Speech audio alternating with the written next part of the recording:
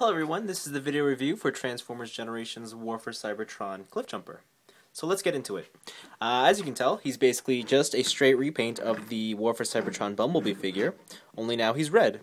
He's got a couple minor changes. Some that includes, instead of these front, I guess, sort of headlight things being black on the Bumblebee figure, these ones are yellow.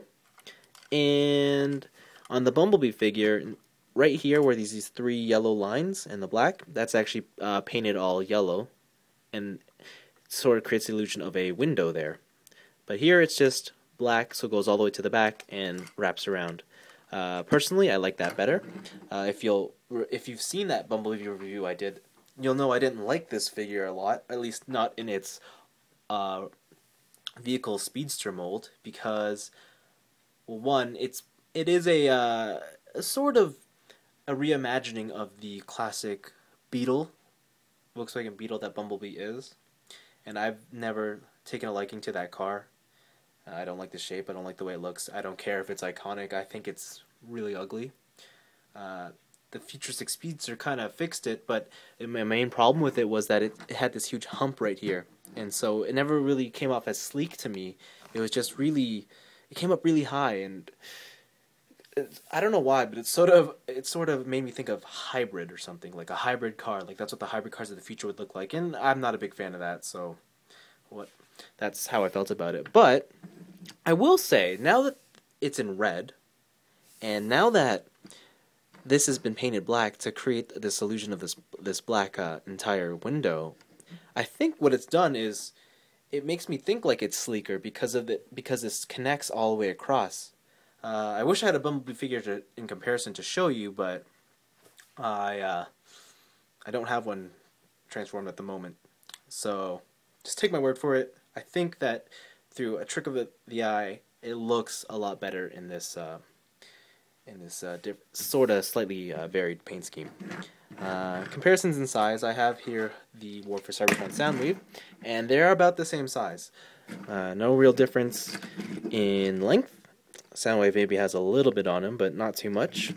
You can tell they're about the same height. Soundwave just has more height throughout, whereas CliffJumper goes down because he's a sleeker model. But there you go. That's basically just size comparisons. And I'm just going to do a quick transformation because I don't think I need to go into detail with this one, seeing as how he is just a repaint of a mold that everyone's already seen. So I'll just try and be quick about it. One thing about this mold is that it has been noted as being one of the more complex ones, and when I say complex, I don't mean complex because it's cool. It's complex, it's overly complex. Like a lot of things, I don't know how it's overly complex, but like I can't quite word it, but it just seems like it's a lot more complicated than it needs to be. However, I do maintain that the most complex mold in the line is still the Dark Mount / Straxus Transformer. Just take that out and put that aside. Put the head. I will say with this, compared to my Bumblebee figure, this one had some slight quality control issues with the tabs and some of them not linking up, and I had to file some of them down. I can't remember which ones they are at the moment, which is kind of sad, but I did have to file some down. So there he is, the War for Cybertron CliffJumper. And straight away, the first thing you'll notice is that he has a new head. A rather awesome looking head. I believe, as far as I'm concerned, this is the first original CliffJumper head that looks even remotely close to his Generation 1 counterpart, and a lot of people have been buying multiples of this toy so they can take this head off and put it on their original G1 figure. And hey, if that's what you like to do, go for it. Great. In terms of articulation, he's got the same as Bumblebee, and Bumblebee is known to have good articulation. So he's got the head on the ball joint. Arms are on a ball joint as well. However, this backpack here does cause some issues. Not a lot, but it can cause him to hit it. He's got the bicep swivel, double jointed elbows, and a wrist swivel. His waist, again, he does have a waist joint, but because of the backpack and how I've transformed it, it kind of renders that useless. His legs, again, on a ball joint, but that backpack keeps getting in the way. He's got this weird joint here because of transformation where he can put his legs like that. It's halfway through the thigh, bending it sideways, and then he has the thigh swivel. So that's kind of cool. He has a joint, just a knee joint. No real ankle movement, but he can sort of move his foot up and down because of transformation. Alright. He does come with, again, the terrible gun that Bumblebee came with, this little caterpillar-looking thing.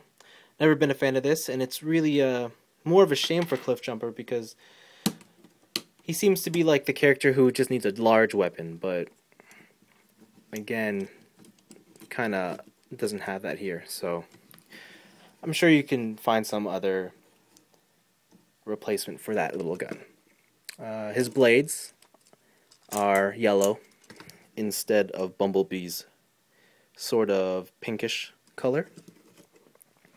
And for comparison, I'll bring in here the Bumblebee figure, and you can see that they are just exact opposites in terms of colors. Everywhere that's red on the CliffJumper figure is yellow on the Bumblebee figure, and vice versa. There are some slight differences in the paint. For example, on Bumblebee's knees, the silver is a little triangle with another little triangle, and then on CliffJumper's it's just two big triangles. I know it's little and minor, but it's there, right? Some things that you notice.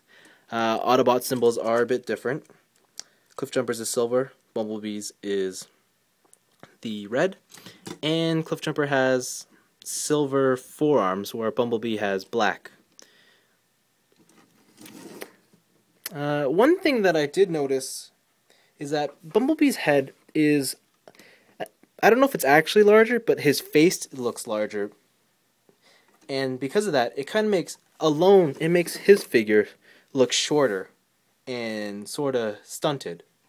But with CliffJumper, because his head seems to be smaller, it makes his body look a lot bigger and makes him look like a taller figure, when in actuality they're the same size.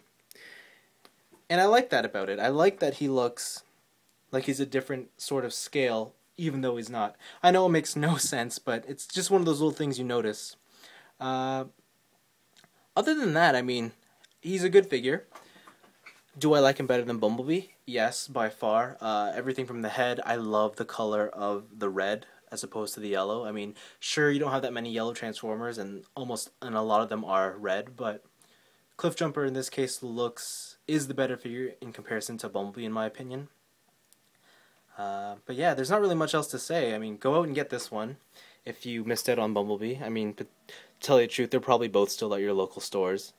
But yeah, if you can only get one, I'd still go with CliffJumper, even though Bumblebee might be the more iconic character. But again, I mean, this is all just my opinion, so I mean, you can't go wrong with either. Thanks for watching, and I'll see you next time.